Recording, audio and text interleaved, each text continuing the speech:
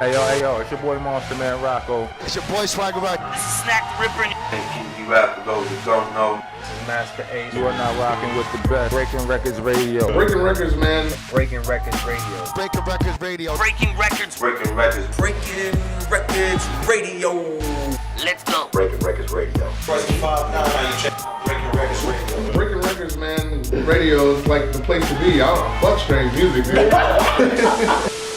But that's one thing I loved was the production. And like, you know, you had joints too, like Scalpo with Gory Days. Those are two of my favorite songs of yours. And they're more upbeat. They're more happy sounding. But one of them, days, you might get stabbed. You know what's crazy about those two beats? Scalpel's taken from a blues record, black artist, black blues record, straight up like an album of just blues from the 70s. I'm not going to mention the name of the artist. And Gory Days is taken from a straight Asian record. Oh, really? Like a Taiwanese record. Both those records I got from WKCR, Bobbito and Stretch's show up at the WKCR when I would go up there to rhyme and Stretch Armstrong. So when you would walk in to get to the booth where they are at, you had to go in like here, then there, then there, and then there. So you have to do like 4 different walks, and there'd be vinyl on all the walls. Yeah. All vinyl that the different radio shows would play. So there'd be a blues show. I guess there was an Asian show. I never knew that. There'd be a show that played, you know, other stuff. And then they had the hip-hop show, which Bobbito and, you know who Bobbito and Stretch are, right? Oh, of course. Okay. Of course. So I didn't want to just straight steal shit, like, you know, so I asked Stretch, yo, can I borrow some of them records? And Stretch on a couple of times said, yeah, I could borrow records. Now, bro, I would literally bring fucking duffel bags, bro. Huge duffel bags and put like 500 records in the duffel bags. Stretch didn't know. Stretch said to me, do not let Bobbito know. Because Bobbito will not be down with it. He'll be like, fuck that.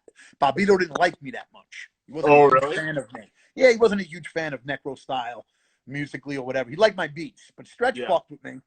Stretch didn't love me either, but Stretch fucked with me as a person.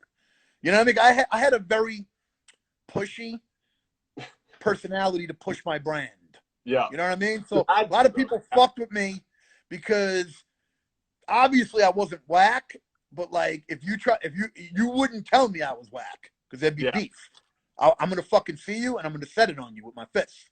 So nobody ever would tell me to my grill I was whack.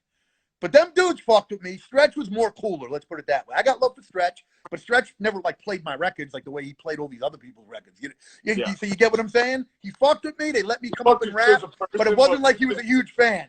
Yeah.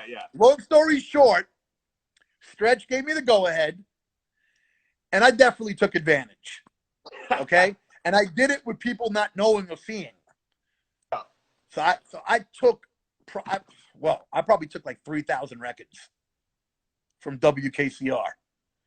Okay, so I had major amounts of rare Asian 70s records.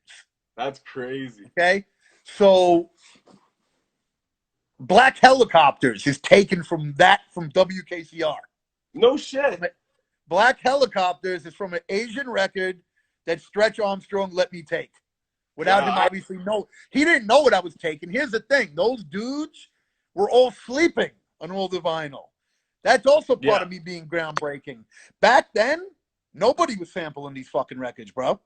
Yeah. I bet all them dudes thought, them records are whack. They're not like, everyone was getting soul records from black artists and old, you know, white guys from the 60s. Like, people weren't going to 70s Asian records. Bro, I'm telling you, barely any hip-hop producers, unless it's probably a primo, like the greats. Majority of producers were not fucking with Russian records, were not fucking with Asian records. I was one of the first to really do that. You know what I mean? Yeah. I know it because because I'm a digger since 1990. Like, I went everywhere, bro. I would be in basements in the middle of Bed-Stuy. I would be in liquidator spots in Manhattan.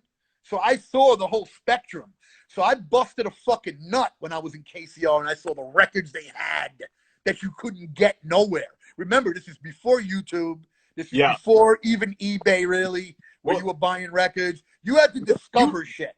Yeah, you had to actually go to record stores back in those days, and you had to pay for it. You know, like people have the internet now. Right, exactly. And records would be a lot more expensive unless, you know, I went to places where some of my classics I got were from fucking for $1.